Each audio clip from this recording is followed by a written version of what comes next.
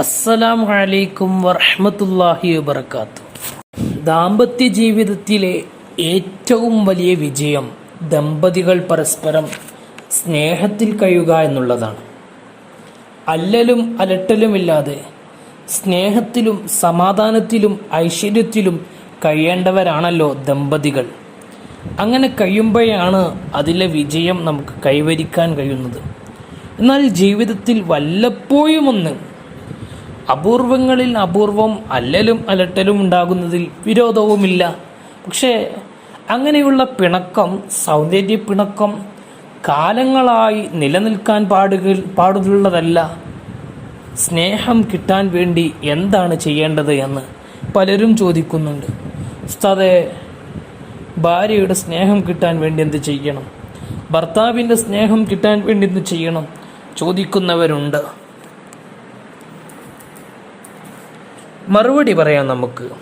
സ്നേഹം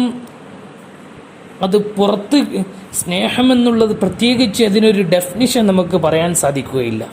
മഹാനായ ഇമാം നബവി റളിയല്ലാഹു അൻഹു അവിടുന്ന് പറഞ്ഞിട്ടുണ്ട്, സ്നേഹത്തിന് പ്രത്യേകമായൊരു ഡെഫിനിഷൻ, ഒരു നിർവചനം പറയാൻ കഴിയില്ല. ആ സ്നേഹം പ്രകടമാകുന്ന ചില കാര്യങ്ങളുണ്ട്. അത് നമുക്ക് മനസ്സിലാകും സ്നേഹമുണ്ടോ ഇല്ലേ എന്നുള്ളതൊക്കെ. ഒരുപാട് വഴികളുണ്ട്. ആത്മീയപരമായ വഴികളുണ്ട്, ഭൗതികപരമായ വഴികളുമുണ്ട്. ഹബീബായ നബി സല്ലല്ലാഹു അലൈഹി വസല്ലമ തങ്ങൾ ഒരുപാട് ഭൗതികപരമായ വഴികളും നമുക്ക് പഠിപ്പിച്ചു തന്നിട്ടുണ്ട്. അതിൽ പ്രധാനപ്പെട്ട ഒന്ന്, ഭർത്താവിൻ്റെ സ്നേഹം കിട്ടേണ്ട ഭാര്യയ്ക്ക് ചെയ്യേണ്ടത്, ഭർത്താവ് പോകുമ്പോൾ, ഹസ്ബൻഡ് വീട്ടിൽ നിന്ന് പുറത്തേക്ക് പോകുമ്പോൾ ആ ഹസ്ബൻഡിൻ്റെ പരിഗണിക്കാം, തിരിച്ചു വരുമ്പോഴും പോകുമ്പോഴും പരിഗണിക്കാം. ഇത് നബി സല്ലല്ലാഹു അലൈഹി വസല്ലമ തങ്ങൾ തന്നെ തൻ്റെ കരളിൻ്റെ കഷ്ണമായ ഫാത്തിമ റളിയല്ലാഹു അൻഹയോട് പറഞ്ഞു കൊടുത്തിട്ടുണ്ട്. മോളെ ഫാത്തിമ, നിൻ്റെ ഭർത്താവ് വീട്ടിൽ നിന്ന് പുറത്തേക്ക് പോകുമ്പോൾ നീ വീടിൻ്റെ ഡോറ് വരെ ഭർത്താവിനോടൊപ്പം പോകണം, ഗേറ്റ് വരെ പോകണം എന്നർത്ഥത്തിൽ. നബി സല്ലല്ലാഹു അലൈഹി വസല്ലം തങ്ങളുടെ പ്രിയപ്പെട്ട പുത്രിയായ ഫാത്തിമ റളിയല്ലാഹു അൻഹയോട് നബി സല്ലല്ലാഹു അലൈഹി വസല്ലം തങ്ങൾ അങ്ങനെ പറഞ്ഞു കൊടുത്തു. എന്നിട്ട് ഇനി അവർക്ക് പോകുന്നത് വരെ, അഥവാ നിന്റെ കണ്ണിൽ നിന്ന് മറയുന്നത് വരെ, അല്ലെങ്കിൽ അവരുടെ കണ്ണിൽ നിന്ന് മറയുന്നത് വരെ അവരെങ്ങനെ നോക്കിയിരിക്കണം. ഹബീബായ തങ്ങളങ്ങ് പറയുകയാണ്, അവരങ്ങ് നോക്കി നിൽക്കണം.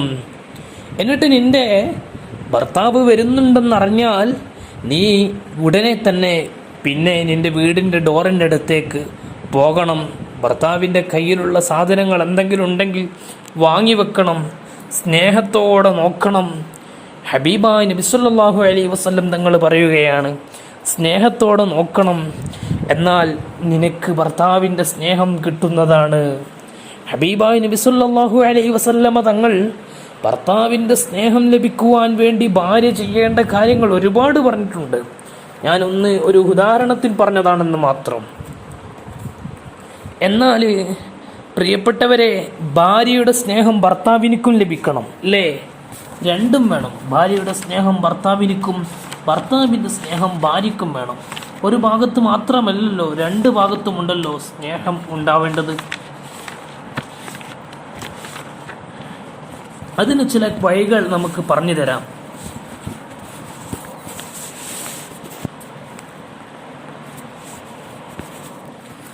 ഭർത്താവിൻ്റെ സ്നേഹം ഭാര്യയ്ക്കും കിട്ടണം, ഭാര്യയുടെ സ്നേഹം ഭർത്താവിനും കിട്ടണം. ഭാര്യ എന്ന് പറഞ്ഞാൽ ചില ആളുകൾ മനസ്സിലാക്കിയതുപോലെ താൻ വീട്ടിലേക്ക് കയറി ചെല്ലുമ്പോൾ ചൂടായിട്ട് വർത്തമാനങ്ങൾ പറഞ്ഞ് അവരെ മുഷിപ്പിക്കുകയും അടിക്കുകയും ചെയ്യേണ്ടവരാണ് ഭാര്യ എന്ന് മനസ്സിലാക്കിയിട്ടുണ്ട്. അല്ല, അവർക്ക് വേണ്ട എല്ലാ കാര്യങ്ങളും ചെയ്തു കൊടുക്കണം. സുബ്ഹാനല്ലാഹ്, തൻ്റെ ഭാര്യയ്ക്ക് എന്തെങ്കിലും കുറവുകളുണ്ടെങ്കിൽ ആ കുറവുകൾ മനസ്സിലാക്കി അവളെ സ്നേഹിക്കാൻ പഠിക്കണം.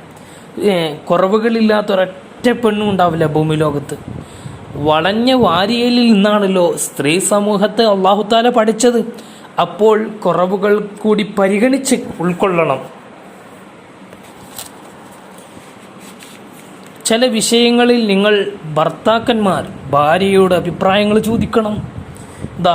വീടുണ്ടാക്കുന്നുണ്ട്, സ്ഥലമെടുക്കുന്നുണ്ട്, അല്ലെങ്കിൽ മറ്റൊരു വിഷയമുണ്ട്, ഭാര്യയോട് പറയേണ്ട വിഷയങ്ങളാണെങ്കിൽ പൊതുവിഷയങ്ങളാണെങ്കിൽ ഭാര്യയോടും ചോദിക്കണം, അഭിപ്രായം ചോദിക്കണം.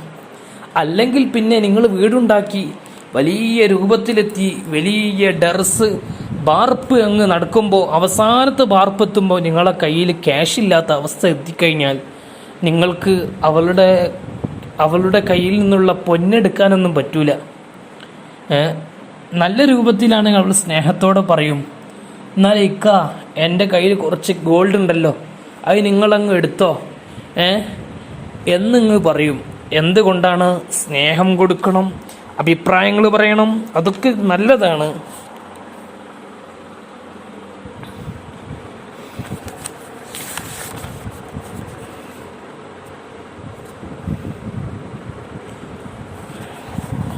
തൻ്റെ ഭാര്യയ്ക്ക് ഇഷ്ടം തൻ്റെ സാന്നിധ്യമാണ് കൂടുതൽ ഇഷ്ടം. ഒരു പെണ്ണിന് ഏറ്റവും കൂടുതൽ വേണ്ടത് ഭർത്താവിൻ്റെ സാന്നിധ്യമാണ്. ആ ഭർത്താവ് പരമാവധി നല്ല രൂപത്തിൽ ഭാര്യയോടൊപ്പം നിൽക്കാൻ ശ്രമിക്കണം. ഫുൾ ടൈം നിൽക്കണമെന്നില്ല, അത് അബദ്ധമാണ്, അത് ചെയ്യാൻ പാടുള്ളതുമല്ല. എന്നാൽ തനിക്ക് സ്നേഹം കിട്ടാൻ വേണ്ടിയുള്ള അത്യാവശ്യ ഘട്ടങ്ങളിലൊക്കെ ഭർത്താവ് ഭാര്യയോടൊപ്പമാണ്.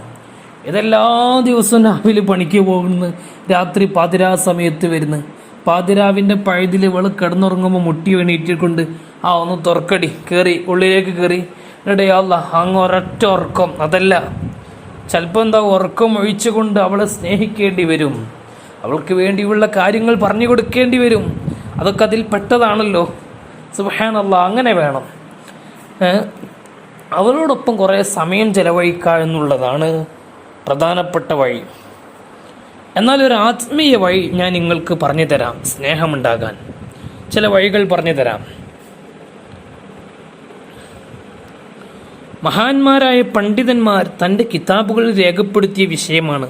ഫമൻ അക്സറ മിമ്മൻ സക്കറഹു കാന മഹ്ബൂബൻ. ഒരാൾ ഒരുപാട് പ്രാവശ്യം യാ വദൂദ് യാ അല്ലാഹ് എന്നുള്ള ദിക്ർ ചൊല്ലിയാൽ അല്ലാഹു തആല യുസബ്ബിത്തുല്ലാഹു തആല ഖുലൂബൽ ഖൽഖി അലൽ മഹബ്ബത്ത്. അല്ലാഹു തആല സർവ്വ സൃഷ്ടികളോടും ഈ വ്യക്തിക്ക് സ്നേഹം കൊടുക്കും.